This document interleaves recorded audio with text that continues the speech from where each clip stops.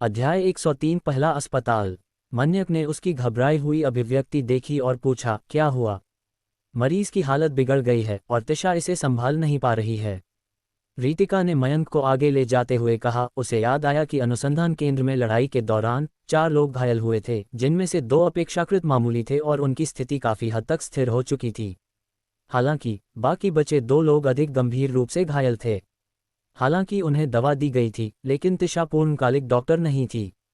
3 दिनों से कोई सुधार नहीं हुआ था और अब तक स्थिति उसकी क्षमताओं से परे हो चुकी थी। रीतिका के पीछे पीछे वे विला नंबर 8 पहुंचे, जहां पहली मंजिल के एक कमरे को अस्थायी अस्पताल वार्ड में बदल दिया गया था। जब वे तीनों अंदर दाखिल हुए तो तिशा बिस्तर पर पड़े मरीज की जांच कर रही थी।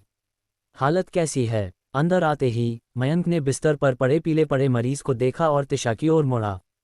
यह अच्छा नहीं है। एक कॉन्ट्रैक्टर के मजबूत शरीर के बावजूद संभवतः अंदरूनी गंभीर क्षति है जिसके लिए सर्जरी की आवश्यकता है, जो मैं नहीं कर सकती। वह साधारण घावों के इलाज और बुखार में मदद कर सकती थी, लेकिन अधिक विशिष्ट चिकित्सा प्रक्रियाएं उसकी क्षमताओं से बाहर थीं। बिस्तर पर लेटा हुआ व्यक्ति एक बुजुर्ग व्यक्ति था, कोई ऐसा जो हैप्पीनेस कम्युनिटी से मयंक के साथ आया था और वर्तमान में कोमा में था, स्पष्ट रूप से अच्छी स्थिति में नहीं था। क्या हमें डॉक्टर की ज़रूरत है? मयंक की भौहें हल्की सी सिकुड़ी। उसने एक पल सोचा, फिर कहा, संयोग से मुझे भी बाहर जाना है। वीरेंद्र से कहो कि वह देवाशीष को बुलाए ताकि वह एक टीम का नेतृत्व करे। आज मैं एक अभियान का नेतृत्व करूंगा। मैं अभी जाता हूं। वीरेंद्र जल्दी से बाहर निकला। कमरे में केवल वे तीनों ही रह गए। तिशा ने पूछा, क्या आप अस्पताल में बचे हुए डॉक्टरों की तलाश करने की योजना बना रहे हैं? मयंक ने सिर हिलाया। ये लड़ाई से लगी चोट थी, कायरता या व्यक्तिगत उकसावे के कारण नहीं, इसलिए उन्हें बचाया जाना चाहिए और अवश्य बचाया जाना चाहिए। आसपास एकमात्र अस्पताल दक्षिण शहर का पहला अस्पताल है, जो उस अनाज और तेल की दुकान के ठीक पीछे कुछ ही गलियां दूर है। तिशा ने हल्की सी भौहें चढ़ाई और कहा, अस्पताल इतना बड़ा है, बचे हुए लोग तो होने चाहिए, लेकिन वहां बहुत सारे राक्षस भी हो सकते हैं जो प्रकट हुए हों। कुछ मरीजों में आगे म्यूटेशन भी हो सकता है। मयंक शांत रहा और बोला, हम इसे किस्मत पर छोड़ देंगे। अगर एक बार वहां पहुंचने के बाद हम कुछ नहीं कर सकते तो उन्हें बस अपना ध्यान खुद रखना होगा। उसने पहले ही सामान इकट्ठा करने, राक्षसों को साफ करने और अपनी ताकत बढ़ाने की योजना बना ली थी, इसलिए बाहर निकलना तो पहले से ही योजना में था। अस्पताल जाना सिर्फ आकस्मिक था। अगर यह उसकी क्षमता से बाहर हुआ तो उसे बस माफ़ी मांगनी पड़ेगी। वीरेंद्र और देवाशीष ने तेजी से काम किया। 20 लोगों की आपूर्ति खोज दल जल्दी से इकट्ठा किया गया, जिसमें 2 ट्रक, 2 जीप थीं। हर व्यक्ति क्रॉसबो से लैस था और लोहे के कवच पहने हुए था। यह शानहू विला कैंप की आपूर्ति खोज टीम का मानक विन्यास था और पिछले अभियानों में देवाशीष और उसकी टीम के लिए यही मानक रहा था। मयंक के शामिल न होने पर भी वे काफ़ी भोजन और गैसोलीन ढूंढकर वापस लाने में कामयाब रहे थे। मयंक, सब लोग आ गए हैं। क्या हम अब चलें? सीधे पहले अस्पताल चलो, मैं स्कॉर्पियन स्पाइडर डीमन से रास्ता साफ करवाऊंगा। हालांकि उसने कहा था कि यह आकस्मिक था, लेकिन शानहू विला जिले के गेट से निकलते ही मयंक ने देवाशीष को सीधे पहले अस्पताल की ओर निर्देशित किया। देवाशीष ने तत्काल आवश्यकता को समझा और एक्सीलरेटर पर कदम रखा, काफिले को पहले अस्पताल की ओर तेजी से भगाया। मयंक ने प्राचीन कृमि वृक्ष को रुधिर आत्मा की पुस्तक में एहतियात के तौर पर रखा हुआ था, और जैसा कि उसने कहा था, उसने स्कॉर्पियन स्पाइडर डीमन को काफिले के लिए रास्ता साफ करने के लिए बुलाया। उसके विशाल शरीर ने अद्वितीय शक्ति प्रदान की और गली में पड़ी कोई भी गाड़ी उसका रास्ता नहीं रोक सकती थी। शक्तिशाली 4 सशस्त्र पकड़ के साथ उसने गाड़ियों को किनारे कर दिया, उन्हें सड़क के किनारे ढेर कर दिया। जैसे जैसे वे आगे बढ़े, कोहरे में छिपे राक्षसों ने अभी भी काफिले पर छिटपुट हमले किए। आमने सामने की मुठभेड़ में उन्हें स्कॉर्पियन स्पाइडर डीमन के पूंछ के हुक से मार दिया गया। विशाल पंजे वाले लाशों के एक समूह ने मांस लाश राक्षसों और विशाल मैक्रोफेज कुत्तों का नेतृत्व करते हुए हमला भी किया। उनकी संख्या काफ़ी थी, लगभग 30 या 40, सड़क के एक तरफ को अवरुद्ध कर रहे थे, लेकिन स्कॉर्पियन स्पाइडर डीमन की कोगुलेशन तोप के एक ही वार ने उन्हें मौके पर ही नष्ट कर दिया। स्कॉर्पियन स्पाइडर डीमन के रास्ता साफ करने के साथ उनकी गति धीमी नहीं थी। लगभग 1 घंटे के भीतर वे धीरे धीरे पहले अस्पताल के पास पहुंच गए।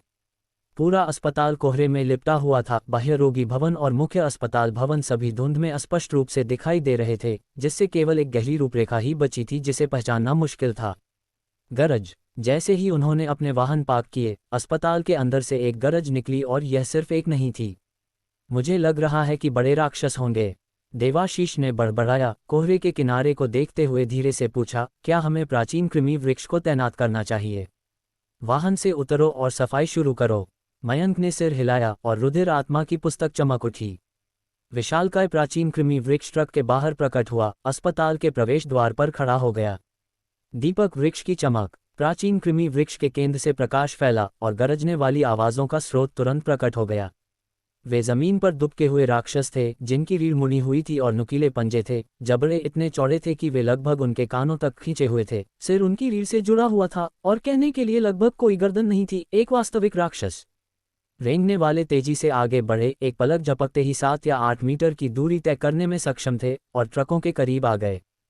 फुफकार, प्राचीन कृमि वृक्ष की लताएं फट पड़ीं, तुरंत 4 या 5 रेंगने वालों को छेद दिया। लताएं अस्पताल के अंदरूनी हिस्से तक फैल गईं और प्रकाश ने धीरे धीरे अस्पताल के अधिकांश हिस्से को रोशन कर दिया, जिससे बहुत सारा कोहरा साफ हो गया। गाड़ी से उतरो, गाड़ी से उतरो। एंजल दूत आगे, क्रॉसबोमैन पीछे। देवाशीष के आदेशों की आवश्यकता के बिना हर कोई पहले से ही असंख्य लड़ाइयों और आपूर्ति की तलाश के माध्यम से अपनी लड़ने की प्रवृत्ति विकसित कर चुका था। वे बिजली की गति से उतरे और जल्दी से आर्ली, अस्पताल और आसपास की गलियों से चार्ज करते हुए रेंगने वालों और मांसलाश राक्षसों का सामना कर रहे थे। कोहरे के किनारों से विकृत आकृतियां उमड़ पड़ीं, जैसे एक अमर सेना। उनकी निडर और पागल भीड़ कई लोगों का साहस खोने के लिए काफ़ी थी। लेकिन देवाशीष और अन्य अलग थे। उनकी आंखें पुराने भेड़ियों की तरह तेज थीं। उन्होंने पहले ही एक फुस के साथ क्रॉसबो तीर चलाए, जो एक के बाद एक राक्षस को छेदते चले गए। मर जाओ, धिक्कार है। अपने प्रथम श्रेणी के सुपीरियर मांस लाश को नियंत्रित करते हुए देवाशीष सीधे लड़ाई में चार्ज हो गया। उसकी कुल्हाड़ी हथौड़ा झूल रहा था, मांस लाशों को उनकी कमर पर काट रहा था, हवा के बीच में मांस और खून बिखेर रहा था। क्या उस लड़के का मांस लाश बड़ा और मजबूत हो गया है? पिछले कुछ दिनों में मयंक ने देखा कि देवाशीष का मांस लाश थोड़ा बड़ा हो गया था और अब उसकी ऊंचाई लगभग 3 मीटर तक पहुंच रही थी। और इससे भी महत्वपूर्ण बात, पत्थर जैसी कठोर मांसपेशियां और जो शक्ति फट रही थी, वह निस्संदेह कुछ दिन पहले की तुलना में अधिक मजबूत थी। देखते हुए मयंक ने स्कॉर्पियन स्पाइडर डीमन और प्राचीन कृमि वृक्ष को कार्रवाई करने के लिए प्रेरित किया। स्कॉर्पियन स्पाइडर डीमन गली के एक तरफ चार्ज हो गया, अकेले ही वहां के सभी राक्षसों से निपट रहा था।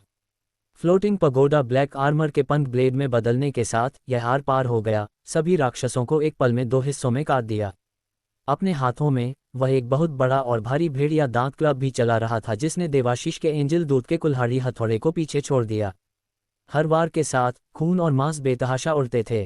प्राचीन कृमि वृक्ष की लताएं युद्ध के मैदान में फैल गईं, हर एक घातक चाबुक के रूप में कार्य कर रहा था, जिसने शरीरों को छेदा, गति को बाधित किया और जड़ों के नीचे छिपे वृक्ष जनित कृमि लगातार राक्षसों को जमीन में खींचकर चीरते और काटते रहे।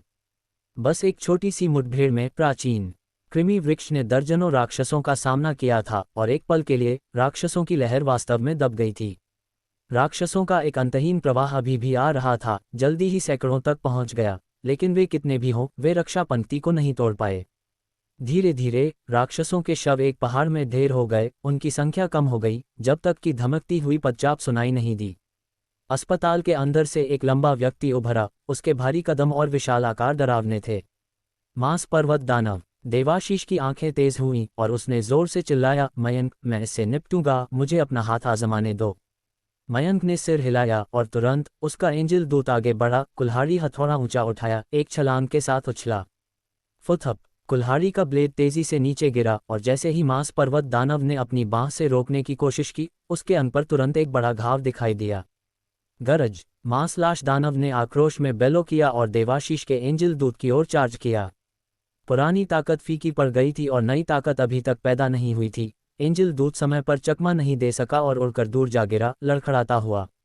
धिक्कार है, शक्ति विस्फोट। देवाशीष ने उस वार को यूं ही स्वीकार करने से इनकार कर दिया। हालांकि आकार में छोटा था, उसके पास कौशल थे। एंजल दूत का मांस लाश तेजी से मांस पर्वत दानव के पास पहुंचा और बाद वाले ने अपनी चाल दोहराने की कोशिश की, अपने मोटे अंगों से उसे दूर करने का लक्ष्य रखा।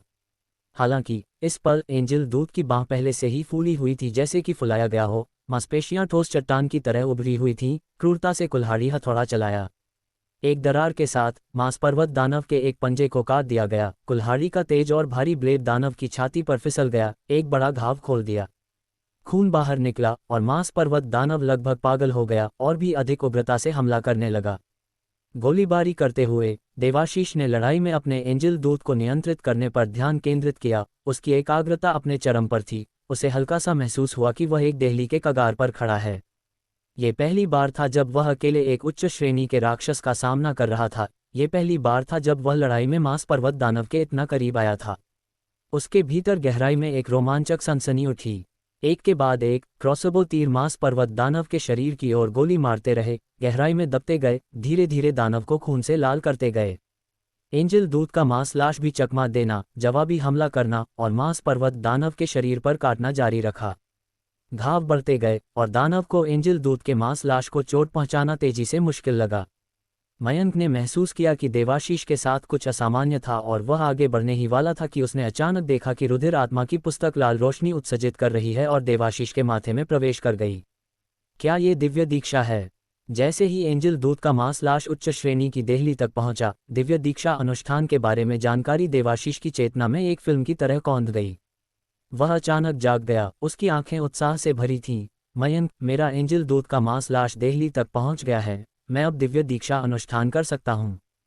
मांस लाश की ऊपरी सीमा पहले से ही अधिक नहीं थी और इंजेक्शनों द्वारा प्रेरित उत्परिवर्तन से गुजरने के बाद देवाशीष का एंजल दूत का मांस लाश धीरे धीरे उच्च श्रेणी में सुधर गया। लेकिन ये जातीय बाधा थी। हालांकि देवाशीष अब स्पष्ट रूप से दिव्य दीक्षा अनुष्ठान के लिए तैयार था, जिसमें मांस पर्वत दानव उसका लक्ष्य था। मैं तुम्हारी रक्षा करूंगा, हालांकि सावधान रहना। जल्दी से सोचते हुए मयंक ने प्राचीन कृमि वृक्ष की असंख्य लताएं उठाईं, अन्य राक्षसों को अलग किया और मांस पर्वत दानव को देवाशीष के एंजल दूत और देवाशीष के साथ एक लता पिंजरे में घेर लिया।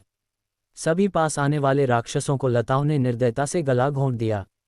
देवाशीष मुस्कुराया और बोला, धन्यवाद, मैं अब शुरू कर रहा हूँ। अध्याय 104 भक्षक। देवाशीष से जुड़ी ऐसी घटना ने अचानक टीम के सदस्यों को हक्का बक्का कर दिया, जिससे वे क्षण भर के लिए घबरा गए।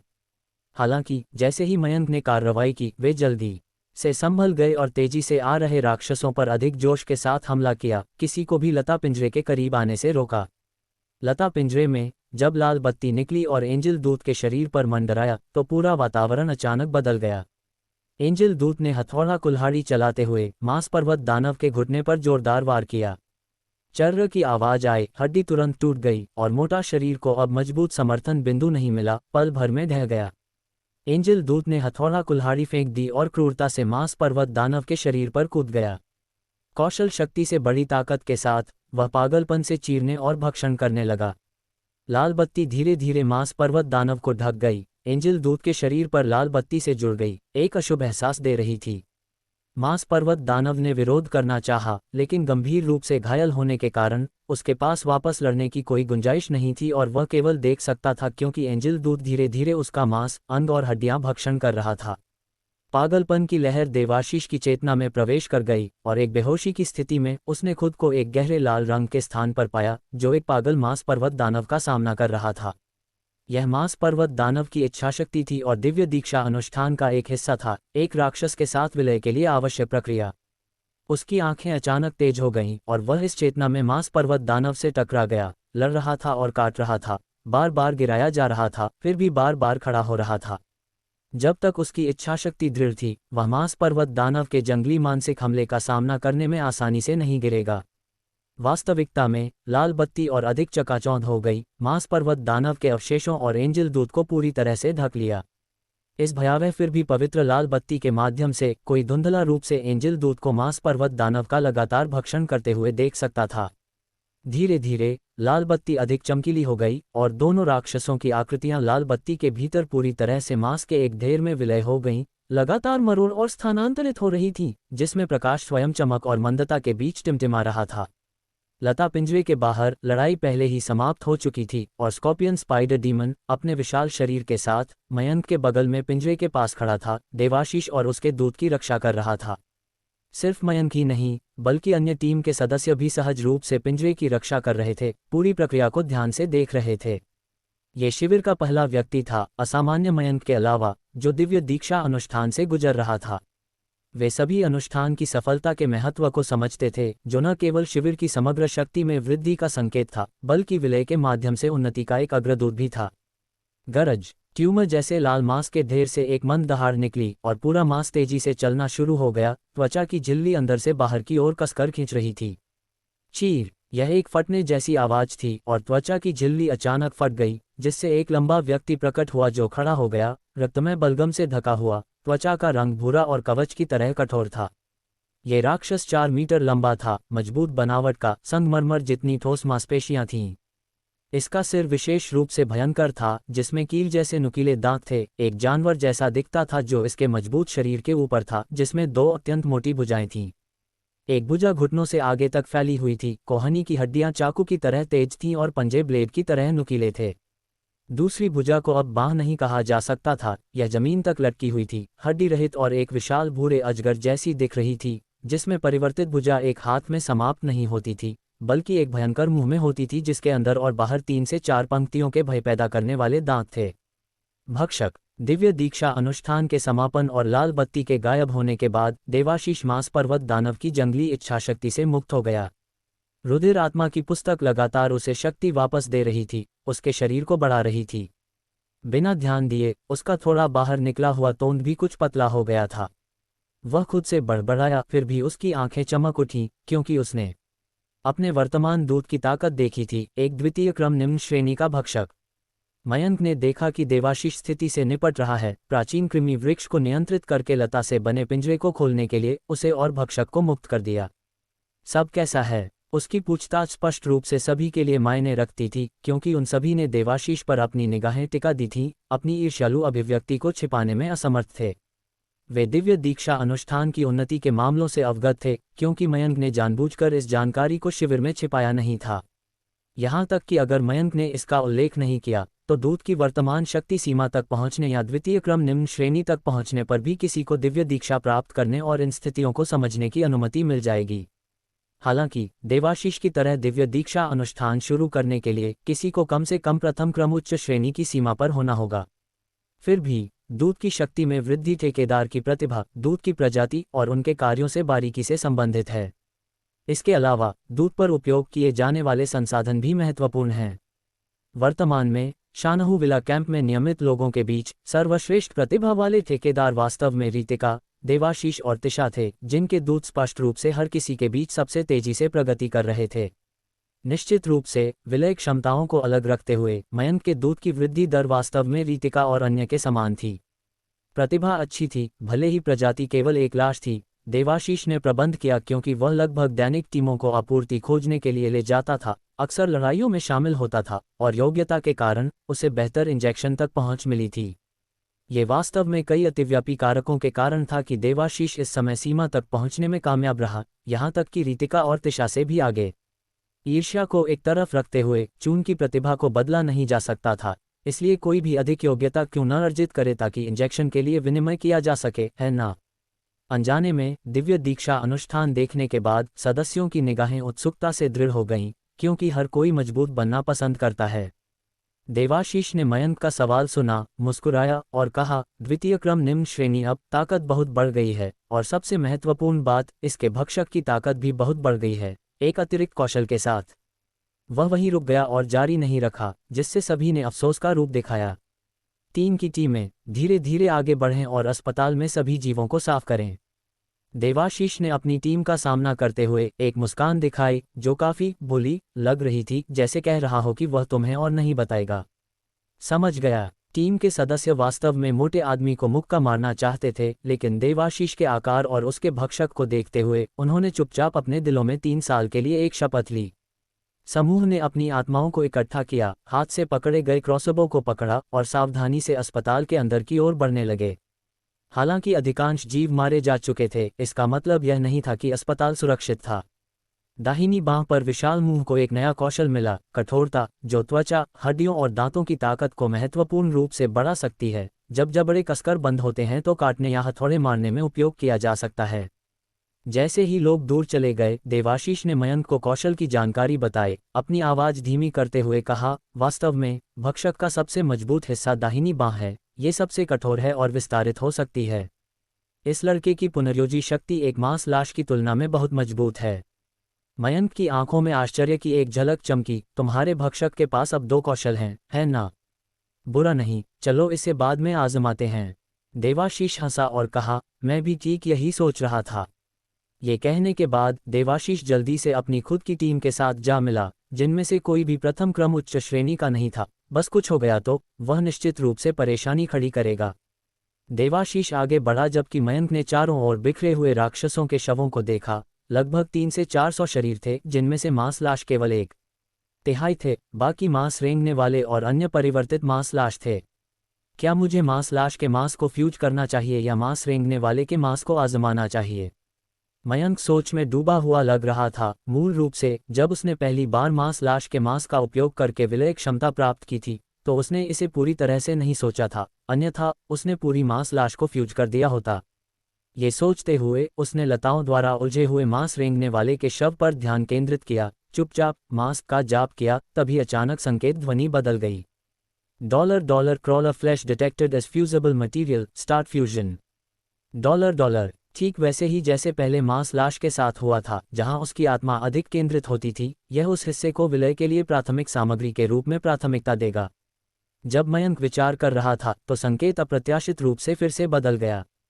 $। Existing similar flesh material detected, merging materials, essence of flesh, initiate fusion। $। अचानक परिवर्तन मयंक के लिए अप्रत्याशित था, लेकिन बिना किसी हिचकिचाहट के उसने मानसिक रूप से आदेश दिया, विलय।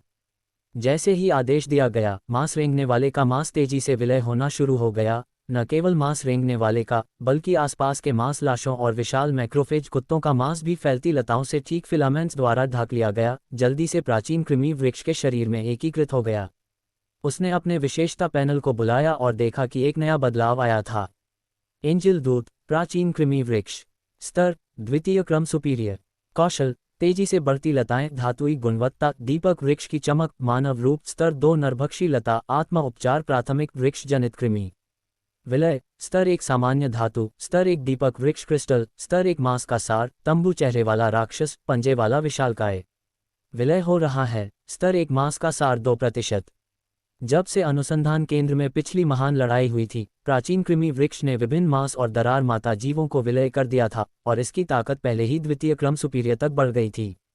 पिछले पैनल से जो अलग था वह यह था कि स्तर 2 मांस लाश का मांस चला गया था, जिसे स्तर 1 मांस का सार से बदल दिया गया था।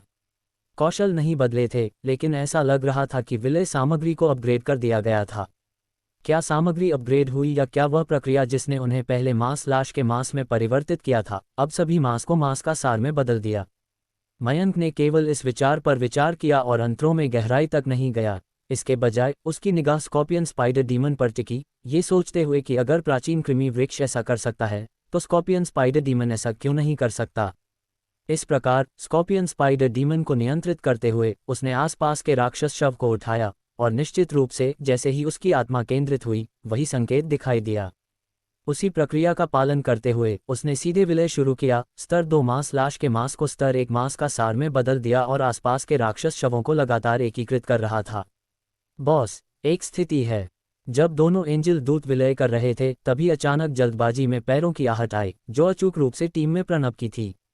वह मयंक के सामने आया और जल्दी से कहा, बचे हुए लोग मिले, वे सब कैफेटेरिया की इमारत में हैं। भाई देवाशीष वर्तमान में जीवों को साफ कर रहे हैं, ये जल्द ही हो जाएगा। चलो, चलकर देखते हैं।